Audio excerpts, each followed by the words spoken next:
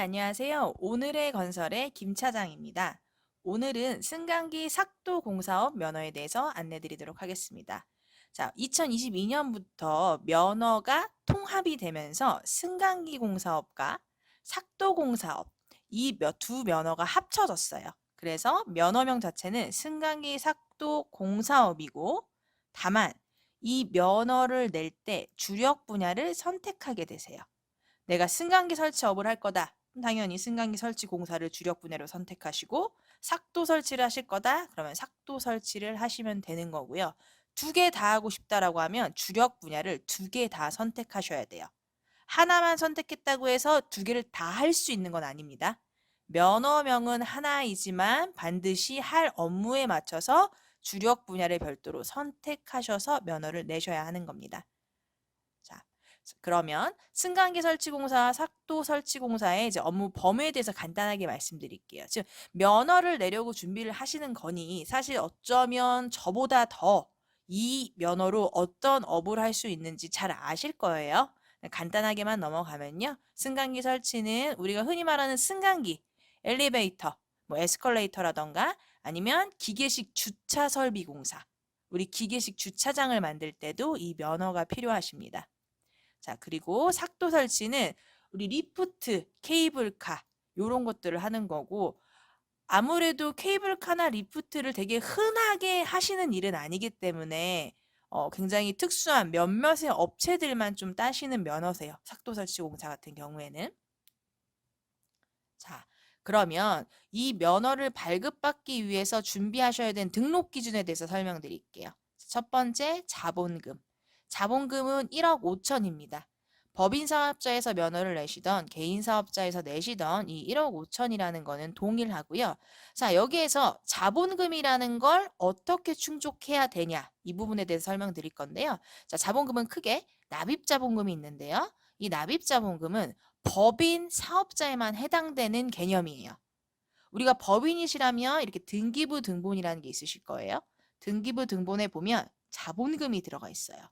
내가 이 법인을 설립했을 때 얼마의 자본금을 집어넣어서 만든 법인인가 이걸 보실 수 있는데요. 이 납입 자본금이 1억 5천 이상이 되셔야 되는 거죠.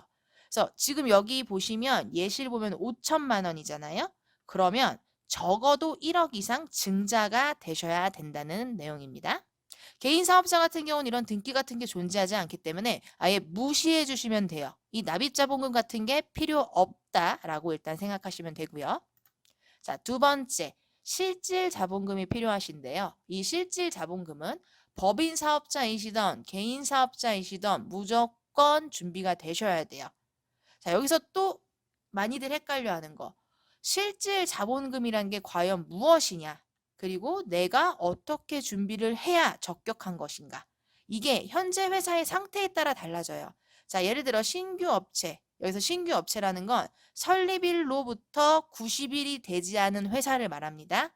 법인이던 개인 사업자든 법인 같은 경우는 아까 보셨던 등기부등본에 있는 법인 설립일부터 개인 사업자라면 개인 사업자 등록증에 있는 사업 개시 일부터 90일이 경과되지 않은 회사를 우리는 신규 업체라고 합니다. 이러한 신규 업체는 아무런 사업을 시작하지 않았다는 전제 하에 설립일 또는 개시일로부터 21일 이상 1억 5천이 지속적으로 유지가 되셔야 돼요. 만약에 내가 개인 사업자인데 5월 5일 날 사업 개시를 했어. 근데 내 통장에 돈은 5월 10일부터 들어가 있어. 그럼 이때부터 머리 아프기 시작하는 거예요. 기본적인 형태가 아니시기 때문에. 근데 이러한 경우들이 굉장히 많으시죠. 그 부분은 저희한테 따로 전화를 주세요. 특수한 경우에 대해서 제가 지금 다 설명드리면 저희 유튜브가 끝날 수가 없어요. 그래서 기본적으로 신규업체는 90일 미만이고 설립일이나 개시일부터 돈이 필요하다. 준비를 하신다면 이 부분을 명심해서 돈이 빠져나가지 않게 이렇게 해주시면 되고요. 자, 그 다음에 두 번째, 겸업 신규 업체. 겸업 신규 업체란 이미 다른 사업을 하고 있는 겸업을 해서 하고 있는 업체고 신규란 의미는 다른 사업은 하지만 건설업 쪽으로는 신규라는 거예요. 설립된 지 90일도 지났고 건설 면허를 현재 보유하지 않고 있는 경우 이런 경우라면은 1억 5천이 31일 이상 예금 유지가 되셔야 되고 현재 겸업으로 인해서 만들어진 재무제표도 검토가 필요합니다. 자, 세 번째는 건설업체입니다. 기존에 다른 건설 면허를 보유하고 있고 두 번째, 세 번째, 네 번째 복수로 지금 면허를 따는 상황일 경우 이런 경우에는 자 위에 보시면 예금으로 31일 있어라 예금으로 21일 있어라 하잖아요. 이거는 건설업 자산이 없기 때문이죠. 건설업을 아직 시작하지 않았어. 다른 사업을 하고 있어. 그러니까 다른 사업으로 인한 부동산 관련이라던가 매출채권이라던가 이런 건 다 건설업 자산이 아닌 거예요. 그래서 무조건 예금으로만 건설업 자산이 인정되는 건데 자, 기존에 건설 면허가 있어. 내가 승강기 면허가 예전에 있진 않겠죠. 당연히 지금 낼 거니까. 근데 내가 막 기계 설비 면허가 있었다던가 건축공사업 면허가 있어. 그러면 같은 건설업이기 때문에 재무제표 상에 내가 기존에 갖고 있는 건설업으로 인한 자산이 있다면 그게 자본금으로 인정이 됩니다. 극단적 예로 예금은 1,000만 원 있어요. 그런데 내가 기존에 하는 건설업으로 인해 공사 미수금이라던가 재고 자산이라던가 사무실 보증금, 장비, 기계 장치 이런 게 있다. 그게 충분히 있다. 그러면 예금은 얼마 없어도 면허가 나오실 수도 있는 거예요. 그래서 현재 우리 회사의 컨디션에 따라서 준비하셔야 될 자본금이 좀 달라진다. 요거를 반드시 알고 가셔야 돼요. 자, 그래서 이 납입 자본금과 실질 자본금이 다 제대로 되어 있는지를 판단을 해야 되는데 이 판단을 사실 회사에서 직접 못 하시겠죠. 어떻게 하겠어요? 뭘 어떻게 해야 되는지도 알 수가 없죠. 그리고 공무원한테 우리 재무제표 준다 한들 공무원도 바로 알 수가 없어요. 그래서 재무관리 상태 진단 보고서, 다른 말로는 기업 진단 보고서라고 해요. 이 보고서를 별도로 발급받아서 면허 접수할 때 제출을 하셔야 돼요. 이 보고서에 딱 써 있어요. 적격, 부적격. 그러면 공무원은 그 적격이냐 부적격이냐를 보고 판단을 하시겠죠. 물론 좀 더 세부적으로 체크하시는 분들은 안에 데이터가 정말 문제가 없는지 검토를 하실 수도 있는 거고요. 자, 이러한 재무관리 상태 진단 보고서는 회사 내부 직원이나 아니면 기장을 봐주시는 세무사나 회계사님을 통해서 발급을 못해요. 왜냐? 내가 쓴 거 내가 평가한다고? 그러면 뭐 다 적격이라고 평가하고 싶을 거 아니에요. 그렇기 때문에 내부 기장 대리인 등 회사랑 관계성이 있는 사람들은 이 보고서를 발급할 수 없게 돼 있고요. 이제 외부 전문 업체를 통해서 따로 발급 받으셔야 돼요. 저희 해술 같은 경우가 이런 것들을 지금 대행해 드리고 있으니까 궁금하시면 언제든 연락 주시고요. 자, 그다음 공제조합입니다. 공제조합의 경우에는 전문건설 공제조합이라는 곳에다가 금액을 예치하셔야 돼요. 약 5천만 원 가량. 그러면 이 5천만 원 예치된 걸 토대로 각종 보증을 해주는 거죠. 각종 보증을 해주고 이렇게 보증을 해줄 거라 나는 앞으로 이 회사가 면허 나면 보증해줄 거야 라고 하는 증빙서인 보증간의 금액 확인서를 주게 됩니다. 그럼 우리는 면허 접수할 때 요거를 제출을 하셔야 되는 거예요. 자, 그 다음 기술자입니다. 기술자 같은 경우에는 제가 지금 공제조합하고 자본금 얘기 드렸죠. 주력 분야를 승강기를 하시던 삭도 설치를 하던 또는 주력 분야를 두 개 다 하시던 간에 자본금은 그냥 1억 5천이에요. 주력 두 개 한다고 1억 5천, 1억 5천, 3억 필요한 거 아니고요. 주력 두 개 한다고 공제조합 2번 돈 넣는 거 아니에요. 무조건 한 번. 하나를 하던 두 개를 하던. 근데 달라지는 부분이 여기에 있습니다. 기술자. 만약에 기술자마저도 똑같다면은 뭐 다 주력 분야 두 개 다 하지 하나만 선택하시는 분은 없겠죠.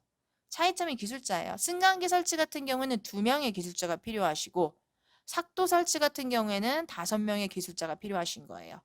그래서 만약에 두 개 다 면허를 주력을 할 거다라고 하면 최대 7명에서 최소 6명의 기술자.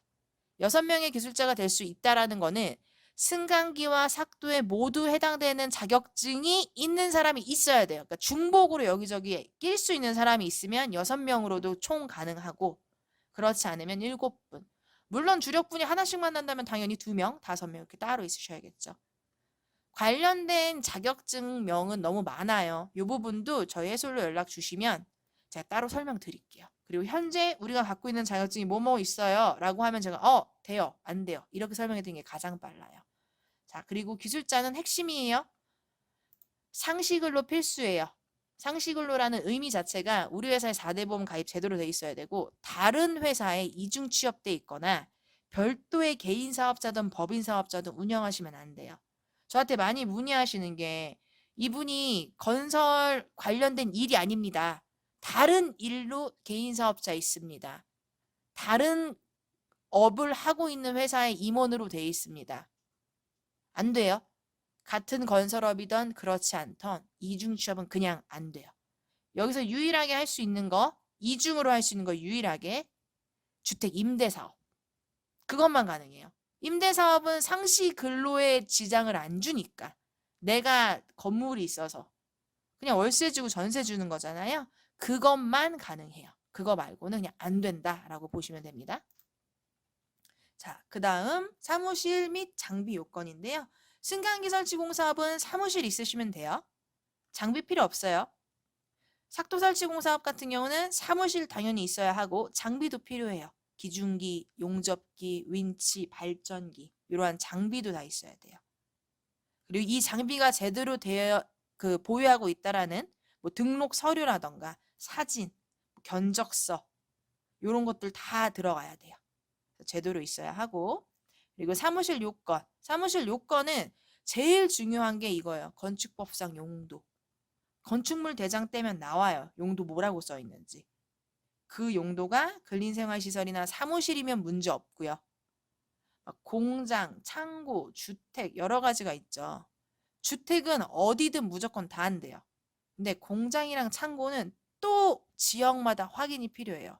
굉장히 애매해요. 왜냐하면 사무실 요건에 대한 법 자체가 사무실만 됨, 근린생활시설만 됨 이렇게 써 있지는 않아요.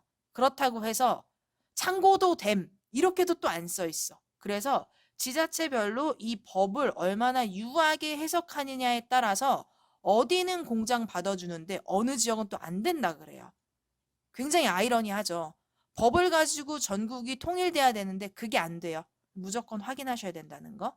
그리고 사무집기, 사무실이니까 사무를 하는 게 목적이잖아요. 누가 봐도 사무 볼 수 있게 컴퓨터, 책상, 전화기, 팩스 이런 거 준비되셔야 된다는 거고요. 그래서 요 용도 가장 중요합니다. 자, 제가 지금 등록 기준 4가지 설명드렸어요. 자본금, 공제조합, 기술자, 사무실 및 장비. 요게 모두 다 준비가 되면 다 준비가 됐다라는 증빙 서류와 신청 서류를 작성을 하셔서 접수를 하셔야죠. 이 접수하시는 곳은 우리 사무실 소재지에 있는 시청이나 군청 또는 구청 중에 한 곳이 되실 거예요. 예를 들어서 영등포에 있다. 서울 영등포. 그럼 영등포 구청이 될 거고요. 성남시 중원구에 있어. 그러면 성남시청이에요 또. 이게 조금씩 달라요. 이 중에 한 곳이라는 거. 그리고 소요기간. 우리가 서류를 준비하는 시간은 회사마다 다를 테니까 접어두고 빨리 준비하시면 뭐 1, 2주에도 준비하시는 데가 있을 거고 오래 걸리면 또 오래 걸리시겠고 접수해서 나오기까지는 영업일 기준 20일 이내예요. 그러니까 영업일 기준이니까 토요일, 일요일 다 빼면 한 4주 정도는 잡으셔야 된다는 거죠. 그런데 이것도 지역에 따라서 뭐 그렇게 꽉꽉 안 채우는 데도 많아요. 보통 평균 2주에서 3주 정도 걸린다. 이렇게 보시면 돼요. 그래서 전체적으로 서류를 준비하시는데 넉넉하게 한 2달 정도 잡고 준비하시면 면허 나오기까지 된다라고 생각하시면 될 것 같아요. 자, 저희 해솔 C&I는 지금 면허 발급을 위해서 모든 업무를 논스톱으로 진행해 드리고 있어요.